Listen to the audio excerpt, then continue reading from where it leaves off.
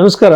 ಮೀನ ರಾಶಿ 2026 ಜನವರಿ 26 ನಂತರದಲ್ಲಿ ನಾವು ಈ ಒಂದು ವಾರ ಫಲವನ್ನು ನೋಡೋದಾದರೆ, ಈ ಮೀನ ರಾಶಿಯವರಿಗೆ ರಾಶಿಯಲ್ಲಿರುವಂಥ ಶನಿಗ್ರಹ ಮತ್ತು ಯೂಶ್ವಲ್ ಆಗಿ ಜನಗಳೆಲ್ಲ ಭಯಪಡ್ತಿರುವಂಥ ಈ ಒಂದು ಸಾಡೆ ಸಾತಿ ಅಂತ ಏನು ಹೇಳ್ತಾ ಇದ್ದಾರೆ, ಸಾಡೆ ಸಾತಿಗೆ ಭಯಪಡುವಂಥ ಅಗತ್ಯ ಇಲ್ಲ. ಸಾಡೆ ಸಾತಿ ನಿಮ್ಮ ಮೇಲೆ ಪರಿಣಾಮ ಬೀಳಬೇಕು ಅಂದರೆ, ಒಂದು ಶನಿ ನಿಮಗೆ ಮಾರಕನಾಗಿರಬೇಕು. ಶನಿಗ್ರಹದ ಅಷ್ಟಕ ವರ್ಗದಲ್ಲಿ ಭಿನ್ನಾಷ್ಟಕ ವರ್ಗ ಅಂತಾರೆ, ಆ ಪಾಯಿಂಟ್ಸ್ಗಳು ನಿಮಗೆ ತುಂಬ ಕಮ್ಮಿ ಇರಬೇಕು. ಓಕೆನಾ? ಸೊ ಇದ್ರ ಜೊತೆಯಲ್ಲಿ ಇನ್ನೊಂದು ಏನಂತಂದರೆ, ಶನಿಗ್ರಹ ಅಲ್ಲಿ ಟ್ರಾನ್ಸಿಟ್ ಮಾಡಿದಾಗ ಅವರಿಗೆ ನೋವು, ಟೆನ್ಷನ್ ಕ್ರಿಯೇಟ್ ಆಗುತ್ತೆ. ಬಟ್ ನನ್ನ ಒಂದು ಎಕ್ಸ್ಪೀರಿಯೆನ್ಸಲ್ಲಿ ಕೆಲವರು ತುಂಬ ದೊಡ್ಡ ಸ್ಥಾಯಿಗೆ ಹೋಗಿದ್ದಾರೆ, ತುಂಬ ಸಕ್ಸಸ್ಫುಲ್ ಆಗಿದ್ದಾರೆ. ಆ ಥರ ಉದಾಹರಣೆಗಳು ಬಹಳಷ್ಟಿದೆ. ಹಂಗಂತೇಳಿ ಸಾಡೆ ಸಾತಿ ಎಲ್ರಿಗೂ ತೊಂದರೆಗಳನ್ನು ಕೊಡಲ್ಲ. ಇನ್ನು ಎರಡನೇ ಮನೆ ಅಧಿಪತಿ ಬಂದು 11 ಇನ್ವೆಸ್ಟ್ಮೆಂಟಿಗೆ ಒಳ್ಳೆಯದು. ಹೊಸ ಬಿಸ್ನೆಸ್ಗಳು, ವ್ಯವಹಾರಗಳಿಗೆ ಖಂಡಿತವಾಗಲೂ ಕೂಡ ನೀವು ಇನ್ವೆಸ್ಟ್ಮೆಂಟ್ಗಳನ್ನ ಮಾಡ್ಬೋದು. ಆಮೇಲೆ 11ನೇ ಮನೆಯಲ್ಲಿ ಗ್ರಹಗಳು ತುಂಬ ಸ್ಟ್ರಾಂಗ್ ಆಗಿರೋದ್ರಿಂದ ಇನ್ವೆಸ್ಟ್ಮೆಂಟ್ಗಳು ಆಗಿರ್ಬೋದು, ಭೂಮಿ ಖರೀದಿ, ಪ್ರಾಪರ್ಟಿ ಖರೀದಿ, ಲಾಭಕ್ಕೋಸ್ಕರ ಖರೀದಿ ಮಾಡಿ ಮಾರುವಂಥವ್ರಿಗೆ, ಮನೆ ಕಟ್ಟಿಸಿ ಮಾರುವಂಥ ಬಿಸ್ನೆಸ್ ಮಾಡೋರಿಗೆ ಬಹಳ ಉತ್ತಮವಾಗಿದೆ. ಆಮೇಲೆ ಚತುರ್ಥ ಭಾವದಲ್ಲಿ ಗುರು ಇದ್ದಾಗ ಯೂಶ್ವಲ್ ಆಗಿ ಏನಾಗುತ್ತೆ ಅಂತಂದರೆ, ಅವ್ರಿಗೆ ಎಲ್ಲಿಂದಲೂ ಬರಬೇಕಾದ್ರೂ ಪ್ರಾಪರ್ಟಿ, ಹಣ ಬರೋ ಸಾಧ್ಯತೆ ಇರುತ್ತೆ. ಇಲ್ಲೂ ಸಿಗಾಕೊಂಡಿರುತ್ತೆ, ಬರೋ ಸಾಧ್ಯತೆ ಇದೆ. ಪಂಚಮ ಭಾವದಲ್ಲಿರುವಂಥ ಗ್ರಹಗಳನ್ನು ಅಲ್ಲಿ ಗುರುವಿನ ದೃಷ್ಟಿಯಲ್ಲಿ ಹೋಗೋದ್ರಿಂದ ಸಂತಾನದ ಅವಕಾಶ ಇರುತ್ತೆ ಮದುವೆ ಆಗಿರೋರಿಗೆ. ಆಮೇಲೆ ಮಕ್ಕಳಿಂದ ನೆಮ್ಮದಿ, ಸಂತೋಷ. ಮಕ್ಕಳು ಯಾರಾದರೂ ಸಮಸ್ಯೆಯಲ್ಲಿದ್ದು ಆರೋಗ್ಯದ ಸಮಸ್ಯೆನೋ ಉದ್ಯೋಗದ ಸಮಸ್ಯೆನೋ ಇದ್ದರೆ ಅವ್ರಿಗೆ ಅಲ್ಲಿ ಉತ್ತಮವಾಗಿರುವಂಥ ಪ್ರಗತಿ ಕಾಣುತ್ತೆ. ಆಮೇಲೆ 6ನೇ ಮನೆ ಇರುವಂಥ ಕೇತು ಅಷ್ಟು ಒಳ್ಳೆಯದಲ್ಲ.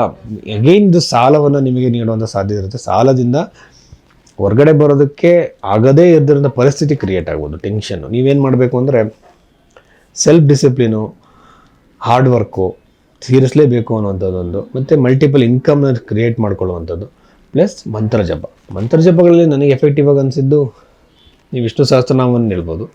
ಪ್ಲಸ್ ನೀವು ಓಂ ಮಹಾಲಕ್ಷ್ಮಿಯ ನಮಃ ಅನ್ನೋ ಮಂತ್ರವನ್ನು 101 ಸಲ ಹೇಳೋದ್ರಿಂದ 100% ನೀವು ಫೈನಾನ್ಷಿಯಲ್ ಗೈನ್ಸ್ನ ಮಾಡ್ಕೊಳ್ತಾ ಹೋಗ್ತೀರಾ. ಅದಾದಮೇಲೆ ದಶಮ ಭಾವನ ನೋಡೋದಾದರೆ ನನಗೆ ತುಂಬ ಚೆನ್ನಾಗಿದೆ. ಇಲ್ಲಿ ಹೊಸ ಉದ್ಯೋಗ ಪ್ರಯತ್ನ ಮಾಡೋರು, ಹೊಸ ಜಾಬಿಗೆ ಟ್ರೈ ಮಾಡ್ತಿರೋಂಥವ್ರು, ವಿದೇಶದ ಜಾಬಿಗೆ ಟ್ರೈ ಮಾಡ್ತಿರೋಂಥವ್ರು, ಟ್ರಾನ್ಸ್ಫರ್ಗೆ, ಪ್ರಮೋಷನ್ ಟ್ರೈ ಮಾಡಿ ಎಲ್ಲರಿಗೂ ಕೂಡ ಮೀನರಾಶಿಯಲ್ಲಿ ಹುಡ್ದಂಥವ್ರಿಗೆ ಅಭಿವೃದ್ಧಿ ಖಂಡಿತವಾಗಲೂ ಇದೆ.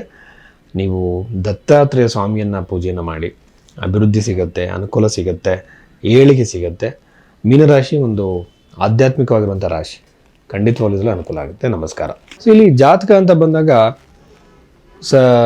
ಒಬ್ಬ ಜ್ಯೋತಿಷ ಅದನ್ನು ಯಾರೂ ಹಣೆ ಬರೋನೇ ಚೇಂಜ್ ಮಾಡೋಕ್ಕಾಗಲ್ಲ. ಆಮೇಲೆ ತುಂಬ ಜನ ಕೇಳ್ತಿರ್ತಾರೆ, ಕೈ ನೋಡಿ ಭವಿಷ್ಯ ಹೇಳ್ತಾರೆ, ಕೈಯಲ್ಲಿ ಇದ್ದವರಿಗೆ ಭವಿಷ್ಯ ಇಲ್ವಾ ಅಂದರೆ ಇದು ತಪ್ಪು ಕಲ್ಪನೆ. ಇನ್ನು ಭವಿಷ್ಯ ಅನ್ನುವಂಥದ್ದು ಕರ್ಮ ಸಿದ್ಧಾಂತ ಆಧಾರದ ಮೇಲೆ ಆತ್ಮದ ರೂಪದಲ್ಲಿ ಆ ದೇಹದಲ್ಲಿ ಪ್ರವೇಶ ಮಾಡಿ ಅವನು ಆ ವ್ಯಕ್ತಿ ಜೀವನ ಅನುಭವಿಸ್ತಾ ಹೋಗಬೇಕು, ಸುಖ ದುಃಖಗಳನ್ನು. ಇದು ಕಾನ್ಸೆಪ್ಟು.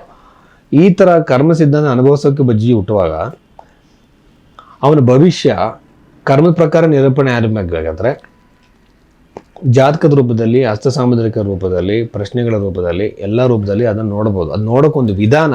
ಈಗ ನಿಮ್ಮ ಹತ್ರ ಒಂದು ಆಧಾರ್ ಕಾರ್ಡ್ ಇಲ್ಲ ಅಂತ ತಕ್ಷಣ ವ್ಯಕ್ತಿನೇ ಅಲ್ಲ ಅಂತ ಹೇಳೋಂಗಲ್ಲ.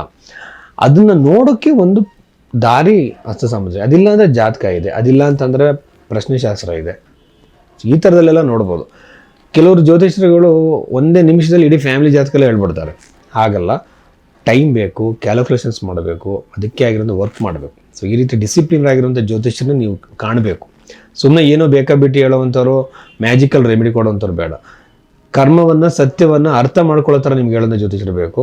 ಎಲ್ಲ ಹಣೆ ಬರೋವನ್ನು ಚೇಂಜ್ ಮಾಡ್ತೀನಿ ಅನ್ನೋ ಜ್ಯೋತಿಷ್ಯರು ಬೇಡ. ಸೊ ಆ ರೀತಿ ನಿಮ್ಮ ಜಾತಕವನ್ನು ಅನಾಲಿಸಿಸ್ ಮಾಡಿ ಸತ್ಯವನ್ನೇ ನೀವು ತಿಳ್ಕೊಬೇಕು ಅಂದರೆ ಭೈರವಿ ಆಸ್ಟ್ರೋದವ್ರನ್ನ ಸಂಪರ್ಕ ಮಾಡಿ. ನಮಸ್ಕಾರ.